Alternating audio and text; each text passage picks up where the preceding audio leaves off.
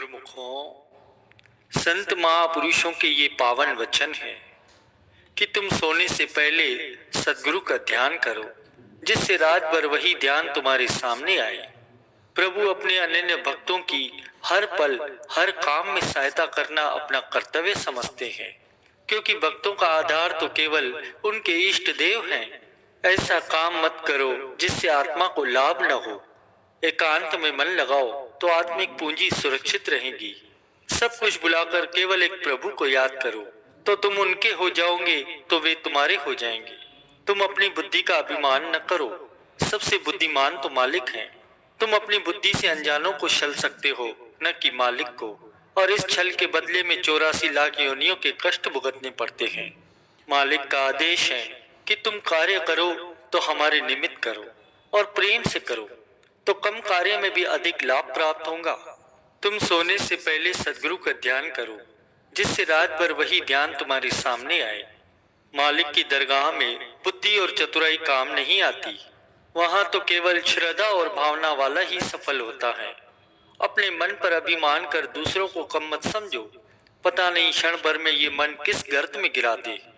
गुरु को video like करना, subscribe करना प्लीज़। बहुत मेहनत से मैं आपके लिए वीडियो लेके आता हूँ, बहुत मेहनत से मैं ये सत्संग बनाता हूँ। वीडियो लाइक कर देना, सब्सक्राइब कर देना प्लीज़। सद्गुरु त्रिकालदर्शी हैं, वही हमारा भला और बुरा जानते हैं। इसीलिए श्रद्धा और विश्वास पूर्वक उनकी आज्ञा का पालन करो। तुम सद्गुरु के आदेश के सम्मुख और किसी की सम्मति को श्रेष्ठ मत समझो। जो असत्य की ओर दौड़ जाए, रोकने से रुके नहीं, बुलाने से अनसुनी कर दे, तो उससे बढ़कर भाग्यहीन और कौन हो सकता है। जो प्रतिक्षण सद्गुरु की अनुमति से कार्य करता है, वह जीवन में कभी धोखा नहीं खाता। सब पदार्थ हैं जड़ और उनका मालिक है चैतन्य। तुम पदार्थों को नहीं, मालिक को अपना बनाओ, तो सभी पदार्थ स्वयं ही तुम्हें प्राप्त होते जाएंगे। जब तुम शब्द में सुरती को लगाओगे तो तुम्हारा अनुभव खुलेगा और अंतर मन से ऐसी ऐसी बातें निकलेंगी जो बड़े बड़े विद्वानों को भी ज्ञात नहीं होती। तुम सद्गुरु में पूर्ण विश्वास रखो तो संसारिक जकोले तुम्हें प्रभावित नहीं कर सकेंगे। तुम्हारी लापरवाही ही तुम्हारे लिए सबसे बड़ी बाधा है। यदि मालिक की मौज पर चलोगे तो चाहे कितने भी कार्य कर लो, उनमें कभी नहीं उलझोगे। तुम दूसरों को सुधारने की चिंता न करो, अपने भीतर से बुराइयों को निकालने का प्रयत्न करो। तुम दूसरों के हिसाब किताब में अपना समय नष्ट करने से अच्छा अपने सद्गुरु का ध्यान करो। तुम लाखों करोड़ों की पहचान करने की अपेक्षा स्वयं को पहचानने का प्रयत्न करो। वही श्रेष्ठतम योद्धा है जिसने अपने मन से युद्ध करके उस पर विजय प्राप्त की है। जितना पुरुषार्थ तुम अपनी बात मनवाने के लिए करते हो, उतना यदि दूसरों की बात मानने के लिए करो तो तुम्हारी बात को कोई टाल नहीं सकता। सद्गुरु शब्द का अभ्यास जीवन के सभी कामों से मुख्य काम समझो। इसे छोड़कर बाकी जितने भी काम किए समझो कुछ भी नहीं किया। यदि तुमने संसार की समस्त वस्तुएं मालिक के प्रेम हेतु त्याग दी हैं, तो समझो असत्य के बदले सत्य प्राप्त किया है। तुम भाग्यशाली हो। जो सद्गुरु की सेवा को त्याग कर लोगों को प्रसन्न करने का प्रयत्न करते हैं, वे दही को छोड़कर पानी मथते हैं। गुरु मौज के बिना जो स्वतः ही अत्यंत आगे बढ़ने का प्रयत्न करते हैं, वे बिना मजदूरी के बोझ ढोते हैं। कई छोटों पर दबाव डालकर स्वयं को श्रेष्ठ समझते हैं, परंतु श्रेष्ठ तो वही होता है जो प्रेम और नम्रता से परिपूर्ण होता है। कोई ऊंचा नीचा कुछ भी कहे, तुम उसे अनसुनी कर दिया करो, क्योंकि गंदगी में लकड़ी फिराने से दुर्गंधी निकलती है। संसार में ऐसे कितने ही लोग हैं जो एक दूसरे के विरुद्ध प्रचार करते ही रहते हैं, परंतु विचारवान किसी बात को दिल पर लगाकर क्रोध नहीं करते और ना ही ये बातें सुनकर दुखी होते हैं। मालिक का प्रेमी सचमुच बड़ा है, तुम उनकी बातों को मानो। पवित्र शास्त्रों को पवित्र हृदय वाला ही समझ सकता है और उसे उचित रूप में समझा भी सकता है।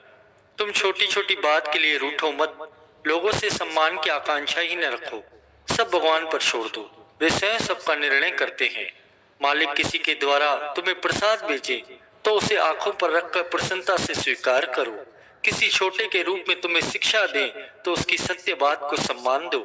झगड़ालू और लोभी व्यक्ति की समानता न करो और उसकी बुद्धि पर खेद करो जो झूठे पदार्थों के पीछे अपनी आंतरिक शांति गंवा देते हैं। चुगलखोर या चापलूस लोग तुमसे मधुर मधुर बातें करने का प्रयत्न करेंगे। ध्यान रखना, उन पर विश्वास करके अपनी हानि न कर बैठना। तुम जो शीघ्र उदास और परेशान हो जाते हो, इससे ये सिद्ध होता है कि तुम में अभी निर्बलता है। तुम्हारा मन बलवान है, घबराओ मत, परंतु पुरुषार्थ अवश्य करो। मालिक के द्वार पर प्रार्थना करो, वे तुम्हें इन कठिनाइयों का सामना करने की शक्ति प्रदान करेंगे।